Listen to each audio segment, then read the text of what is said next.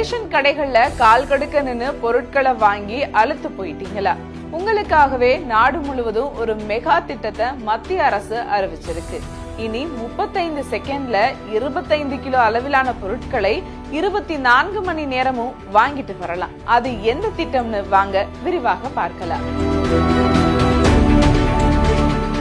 இப்போ இருக்கிற நடைமுறையில ரேஷன் கடைகள்ல வரிசையில நீண்ட நேரமா காத்திருந்து பொருட்களை வாங்கினாலும் எடை குறைவு, தரமில்லாத பொருட்கள் என பல பிரச்சனைகளை சந்திக்க வேண்டி இருக்குது.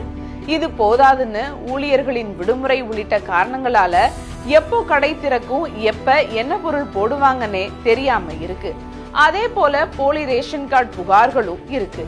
இப்படி மக்கள் சந்திக்கும் நீண்ட கால சங்கடங்களை தீர்க்க மத்திய அரசு ஒரு புதிய திட்டத்தை